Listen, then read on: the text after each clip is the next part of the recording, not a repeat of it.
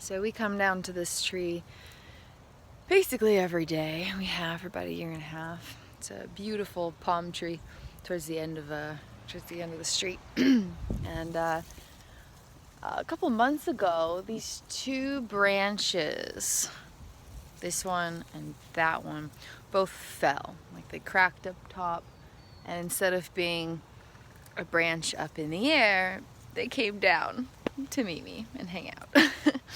And so we spent a lot of time hanging out, me and these lovely branches. And as I'm standing here giving our tree friend a hug and meditating, there was kind of this message, this analogy.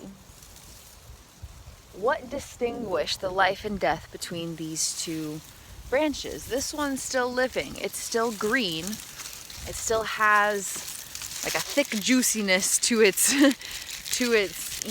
composition. And this is all brown and withered and crumbly and small and shrinking and no longer has much life going on in it. So what made the difference between this branch and this branch? How come this one's still green and thriving and clearly has like a healthy texture to it? Like touching them feels different. This is like soft and like thicker, and there's more volume to it. These are all the opposite. So what made the difference? And how is that related to our brain? So what made the difference is that life force kept flowing to one of these branches and not the other. A supply of energetic nutrients was flowing to one branch and not the other. And it's the exact same thing with the neural pathways in our brain. When we have a thought, when we feel a sensation, or when we have a reaction, it's because there is a neural pathway in our brain with that energetic wiring, with that energetic information. And it exists because we need that wiring for us to be able to understand ourselves and the world around us and know how to respond to things. Like, if I didn't have the neural networks in my brain, I wouldn't know that this is a tree. I wouldn't know that I'm a person. I wouldn't know that that's a street. I wouldn't know that because the sun's out, it's called daytime. Like, all of these very basic elementary aspects of existence wouldn't be possible to know about without the neural networks in our brain. The wiring helps us make sense of things.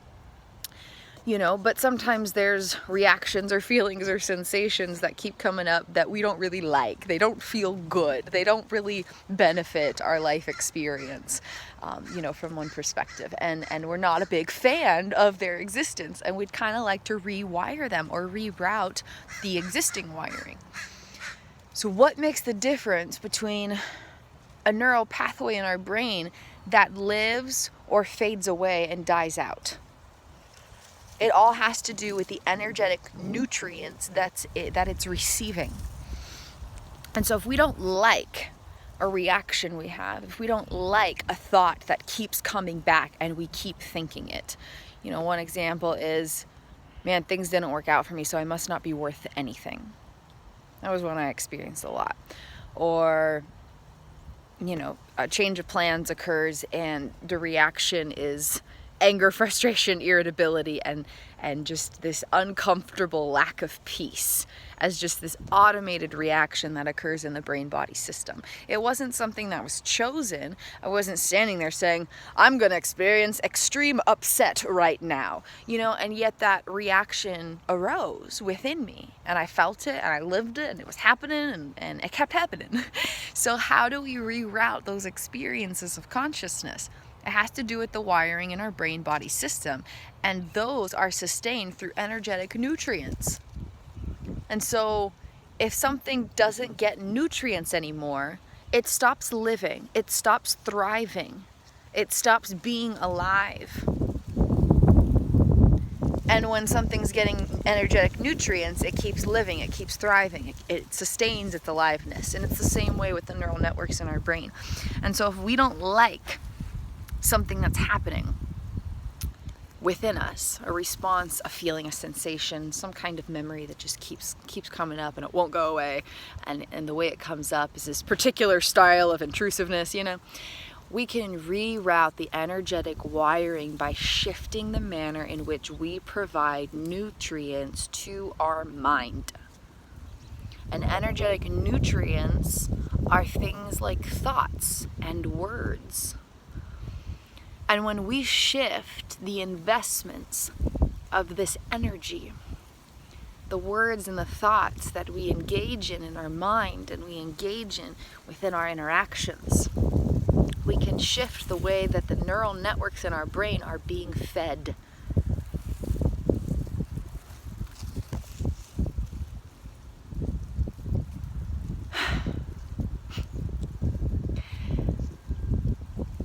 And so we practice presence with this thing, this part of our brain, and then we use dual awareness, and then we shift our response. And by shifting our response and continuing to practice this and shift the energies we're feeding our mind, we can rewire our brains and transform our consciousness from the inside out. This is everything. This is everything. There's nothing better to do in the world than energetically invest in the own transformation of our consciousness and the rewiring of the brain-body system that we inhabit. We are our only life partners. We are the only person that we are ever guaranteed to spend the rest of our lives with. And it's important to live in a brain-body system, to inhabit a mind and consciousness that feels good to live in. That's something worth investing in. That's something worth taking seriously. That's something worth caring about. So here, I have this beautiful tree friend. And there are these two lovely branches that came down to hang out on my level. And over the past couple of months, this one has continued to live, and this one has gradually been thriving less and less. And what made the difference was the energetic sustenance that it was provided. We can change the energetic sustenance that we offer our brain.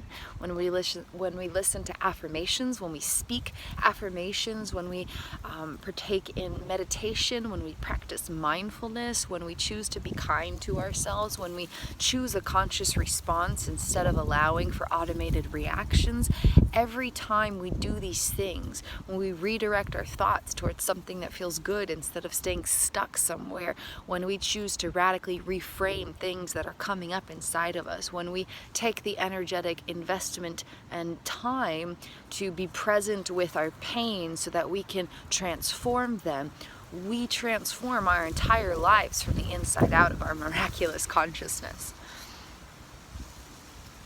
So I'll leave you with this, soul friends, my brave, wonder-filled soul friends.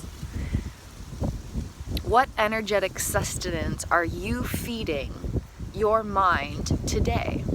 And how can you shift that energetic sustenance to something healthy that will help you thrive, beginning now and lasting indefinitely?